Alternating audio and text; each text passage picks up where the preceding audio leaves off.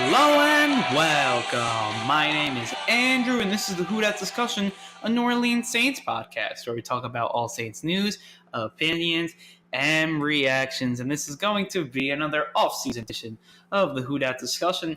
But the OTAs keep on going on, and some veterans are getting more acclimated to the team. We have some Saints news.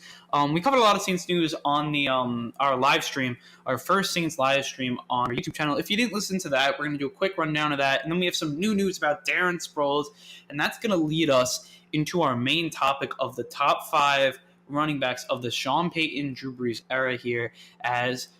Look, to me, I was talking about a little on the film study as we were talking about some running backs that could make the Saints Hall of Fame and stuff. But I meant the live stream, there. But I really do think that there are a lot of great running backs, and to how to rank them is going to be really difficult for me. I have kind of a list here, but it's a fluid list because, look, when you're looking at these 5 running backs I picked, all of them did a lot of really good things for the Saints. You only have one player that's on my list that's still on the Saints, which is kind of interesting. Maybe 2. I think that's going to bring us right into some Saints news, as Darren Sproles stated that he wants to come to the Saints and possibly sign a contract with them, the Eagles, or the Chargers. One of those 3 teams he said he would sign with.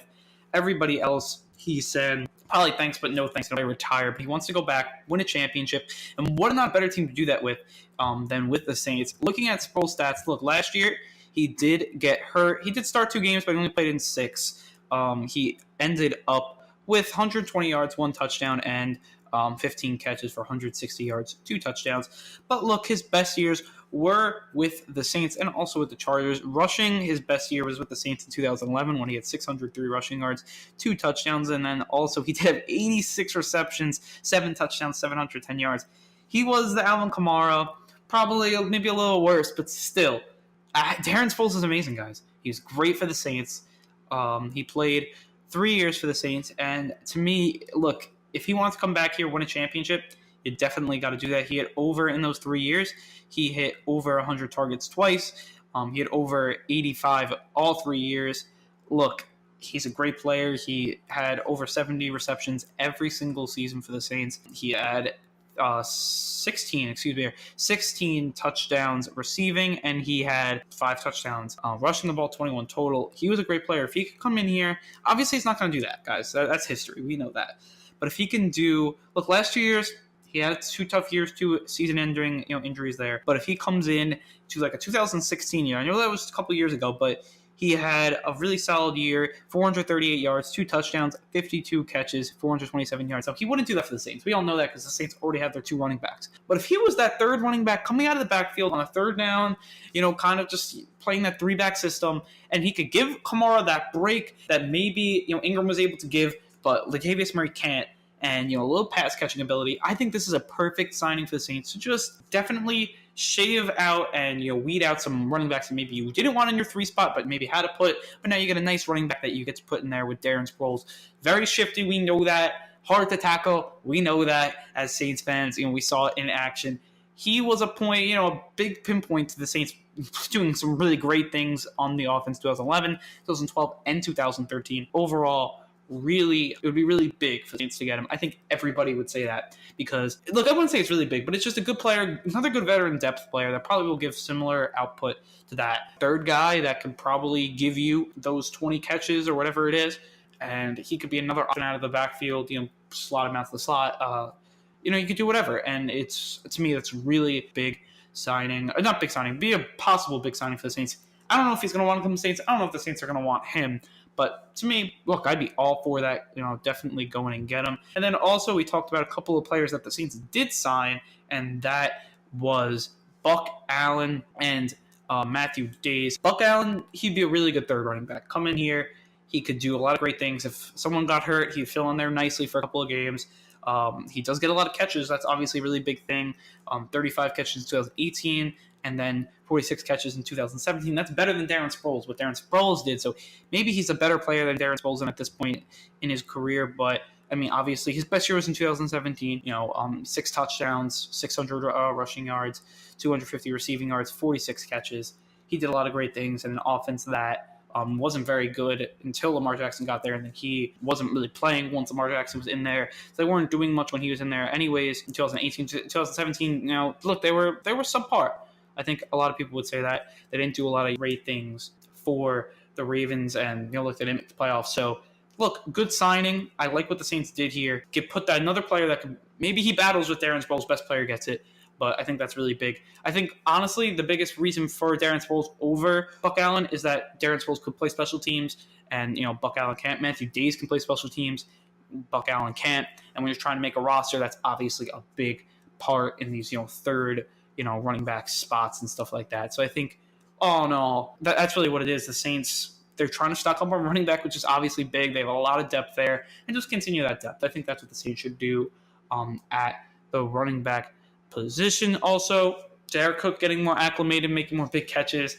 Sean Payton talking about even bigger things for him. Same with Drew Brees. Drew Brees actually did say, though, that he is a little disappointed that the Saints didn't sign Mark Ingram. He felt like, nothing against Latavius Murray, he said that, but he was a little disappointed that they couldn't bring a deal together, which I think is fine. There was an article put up by The Advocate talking about Eli Apple. I think he's going to make a lot of strides coming into the second year. That's what they think as well. In an interview, he said the same thing. He's just getting more acclimated to the offense. I think all that is just really big. I completely agree with that. So that just makes perfect sense in my mind. He wanted to come in here and just look. It's tough coming into a team like 7th week. Like he came in here and to excel like he did was really big. Now we got to do that again. So we'll see what happens. But really, really good stuff, I think, overall for Eli Apple, and I think he's going to continue to get better, as we said on last week's episode. I think now we're going to get into our main topic, though, and that is going to be, we're going to rank these running backs in the Sean Payton era. Top 5 for me. I'm going to give you my top 5, and then guys in the comments below, talk about it. Definitely message me on Twitter. Definitely tweet me, leave a comment on those in that post to show me your top 5 running backs of the Drew Brees, Sean Payton era. I think this is just, I really like this topic because really interesting, a lot of great players in it, and a lot of players that really revolutionized the Saints offense. So we are going to start off at number 5, and that is going to be Darren Sproles. And 4 and 5 for me were tough. I did have Reggie Bush in that 4 spot. But Darren Sproles, to me, we already talked about him, but he was a player that came in here after Reggie Bush, and we thought it's going to be hard to replace Reggie Bush, right? Reggie Bush did so many great things. He won a Super Bowl with us, and I think that's why I put him over, really. That's why I got him over Sproles here. And what did Sproles do?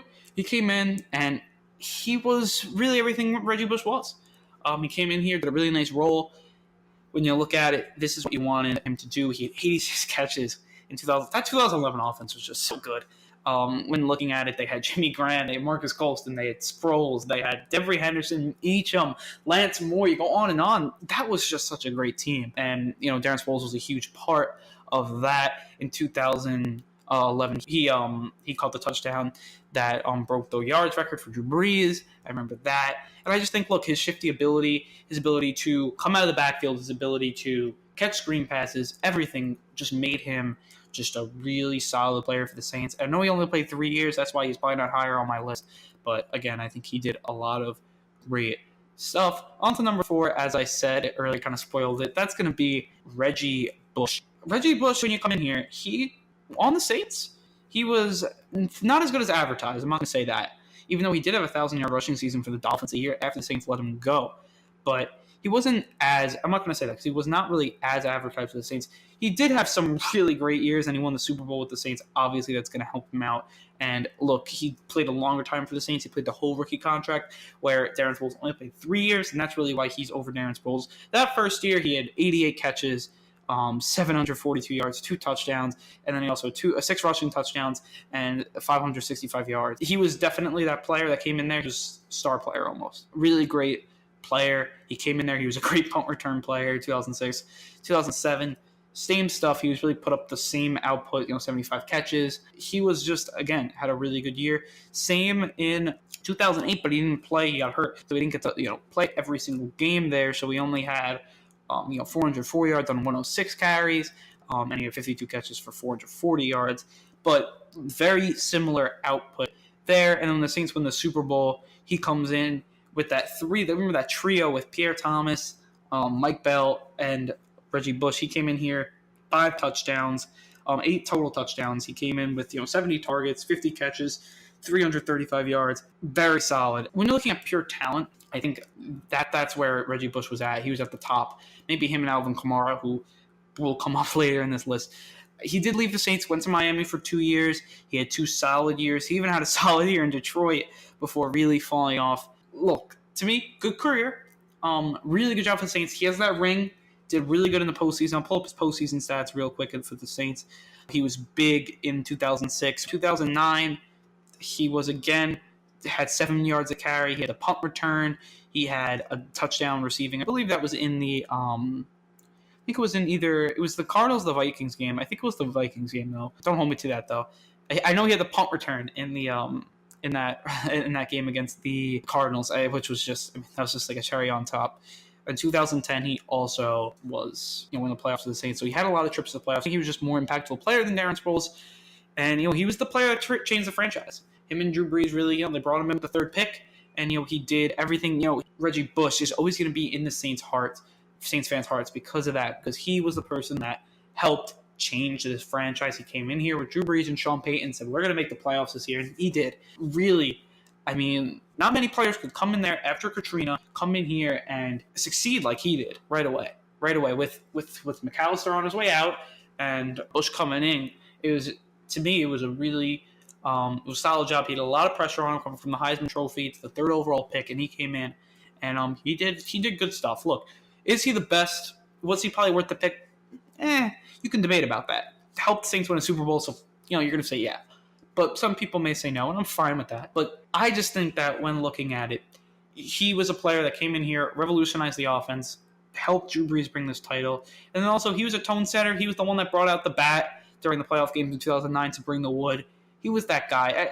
I just think that's really important, and I think it was just really big. Now the top 3, and look, there's probably going to be a lot of discussion here.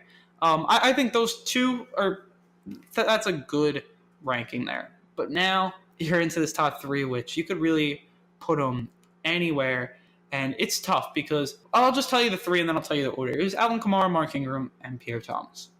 Alvin Kamara came in here, and look, he's a stud. Right out, Pro Bowl both years. He was a player that revolutionized the Saints offense really in these 2 years. When you're looking at it, he had, in 2018, he had a total of 18 touchdowns and 13 touchdowns in 2017. He had all-purpose yards. He had over 1,500 both years. When he had 6.1 yard carry in 2017, 4.6 2018. When you look at yards per catch, 9 in 2018, 10 in 2017. Excuse me. There, he's a player that he's going to be a star. It's going to be tough to put him as the best. He's the best talent. He's got to play more time. That's why I don't think he deserves his number 1 just yet. He is the best talent, but I don't think he has the best legacy yet. Even though, look, in the playoffs, he did do a lot, especially this year, 2018 for the Saints, where he had 15 catches in 2 games, 131 yards. He did have a touchdown, 2 touchdowns in 2017, but I think he was more of a factor last year. And to me, I just think that he came up and he showed up in that Rams game. I think he had 10, 11 catches. To me, look, I think Alvin Kamara is a great player. We'll get to where we put him on in there. Another player that we're going to have in here is Pierre Thomas, Saints Hall of Famer. He did a lot of stuff here look, from 2007 to 2014 when he played for the Saints. That's 8 years, first of all, for a running back. That's huge. He came in here and just, especially when you're looking at the years that he's had, look, they're not as good as Darren Sproles' 3 years, and he did play longer than Reggie Bush with the Saints, but they're a little better than Reggie Bush's. And he just, the stuff that he did, especially in 2009 where he had 800 yards, 6 touchdowns, and then added 302 yards.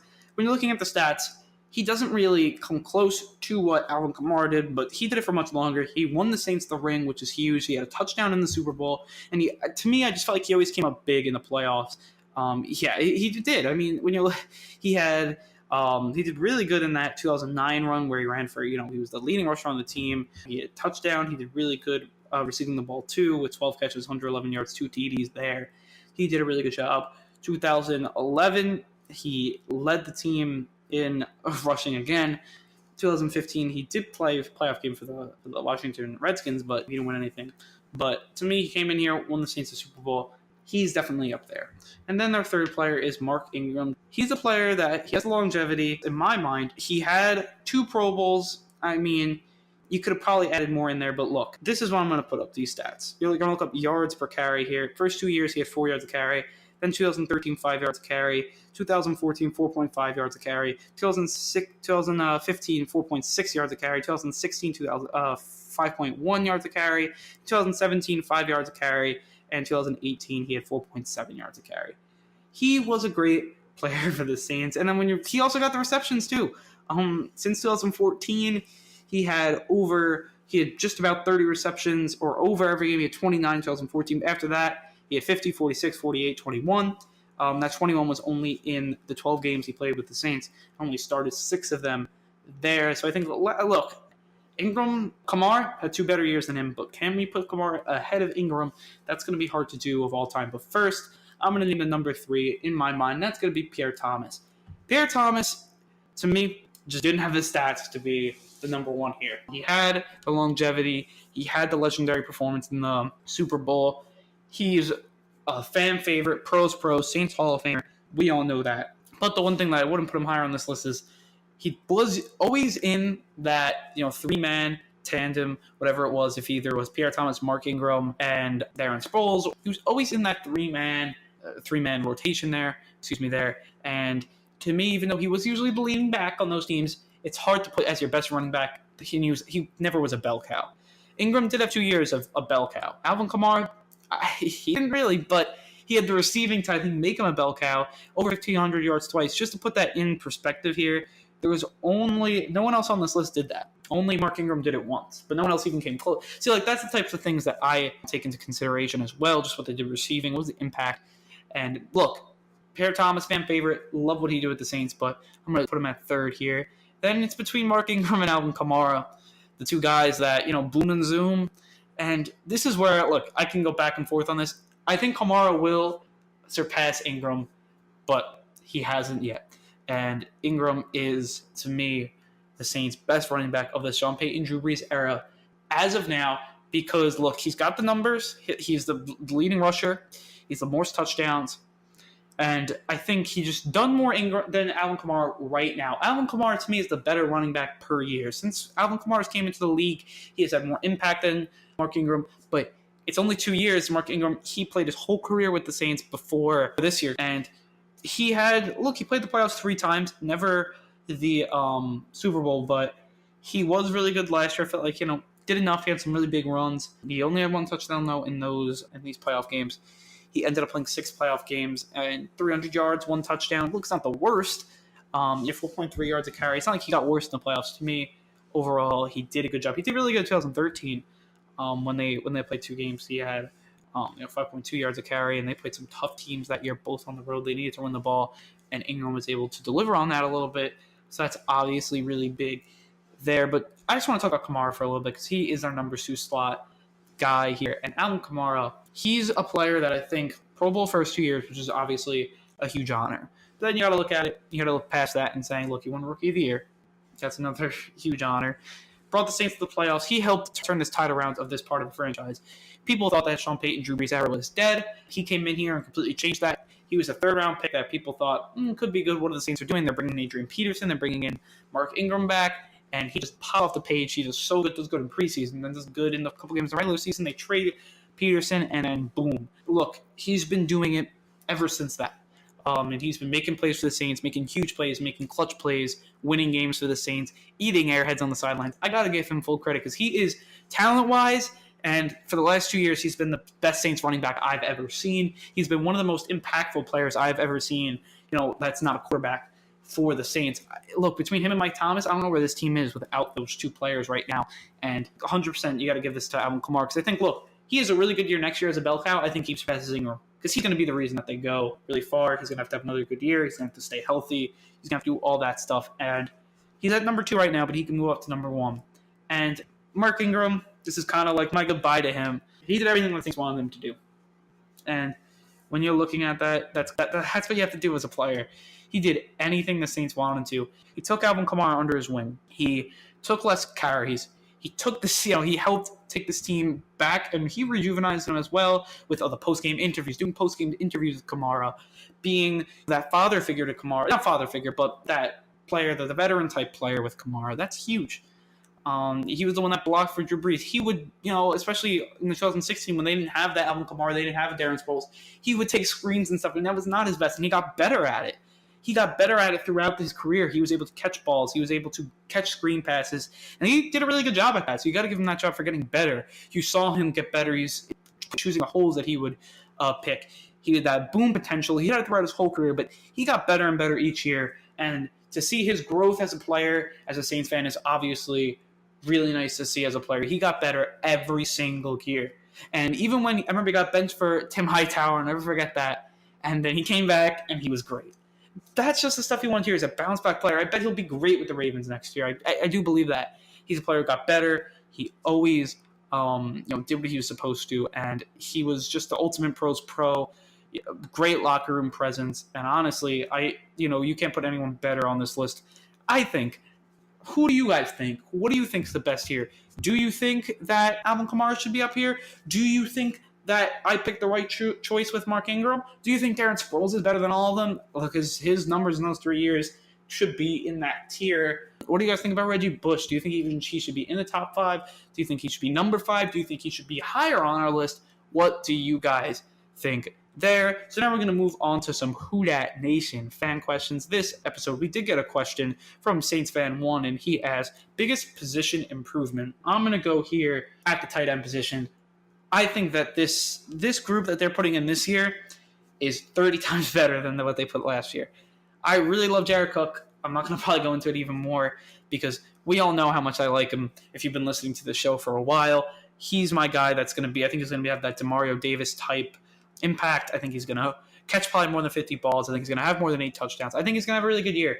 That's just me. I think Alazi Mack is going to be a player I think he's going to be a really good player, better than Dan Arnold was. I think that's an upgrade. And I think Josh Hill coming in there, I think he's really good as well. And then also you do have Dan Arnold there as your depth player. So, look, that's just what I feel there. But I think that's the best. And look, who would you even put there? It's tough because who else we didn't... I would say, the interior defensive end. Maybe the interior offensive line. I think we got better in that as well. But I don't think as much of the tight end. Tight ends, they knew it was a problem last year. And to me, they got 10 times better. So with all that said, I think it's time to wrap up this podcast. If you like this podcast and like everything we're putting out here at the Who Dat Discussion, please follow us on Twitter at the Who Dat Dis, on Instagram at Who Dat Discussion, on Podomatic at the Who Dat Discussion, and then also you can subscribe to our YouTube channel, iTunes channel, Google Play channel, Spotify channel, all that fun stuff at the Who Dat Discussion. On Spotify, please give us that